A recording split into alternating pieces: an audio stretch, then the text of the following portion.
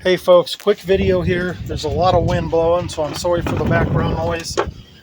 This is going to apply to your 05 to 07 Ford 500 and possibly other vehicles that use the same brake caliper out of the parts bin. I don't know what vehicles those are. Perhaps a Taurus, perhaps a Freestyle. I really don't know.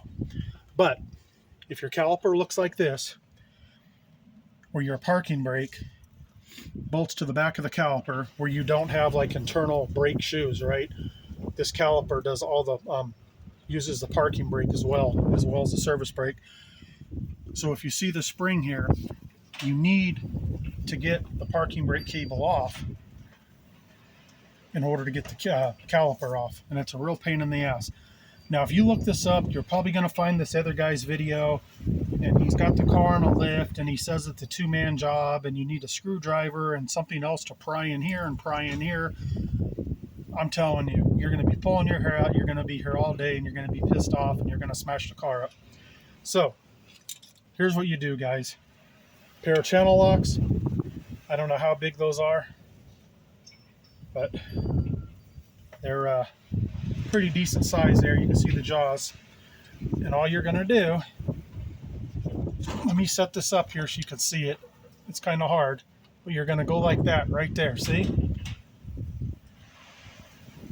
And you're going to start closing those. And as you close those, you're going to compress the spring, okay? I can't do it because I'm using the other hand on the phone. But as you draw that arm back right there for the parking brake and that spring compresses, okay, you're going to be able to grab this with your other hand. If you're a mechanic and you've been doing stuff like this, you can figure it out. So while you have a good grip on the channel locks, you're going to pull this back as far as you can and just slide it out right here. There's a little notch right here on the back. You're going to slide it out of there, okay? And that's the way to get it out of there. Now he talks about there's a 13 millimeter bolt nut on the back of here, and you can put a wrench on and pull it back. The problem with that, you got to put 2 wrenches together or a pry bar, and then you're just going to loosen the nut anyway. The nut's just going to come loose, so that's not going to do any good. I'm telling you, the channel lock on here, it'll come out. And if you can't do it yourself, you operate the channel locks and have someone else help you pull back and out. And to put it back in, I did it by myself, but it's a pain in the ass. Once again, you're going to have to use a channel lock to go from here to here. You know, once you get the new caliper on, you're going to have to compress. You are probably going to have to use a flathead screwdriver. You're going to have to wedge it in the spring before you ever get it in here, just so you can get it over the lip. And it's really difficult to apply pressure by yourself and do this all at the same time. I did it. It's a pain in the ass. If you do have someone to help you while you're applying pressure here, they pull back on that.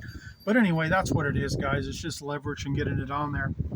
Okay, so if you come across that other video, I'm telling you, don't do it. Use the channel lock. That's the way to do it. All right, guys, y'all be good. Catch you later. Ford 500 right here, all-wheel drive model. I'm sure the front-wheel drive is the same exact thing. I don't see why it wouldn't be.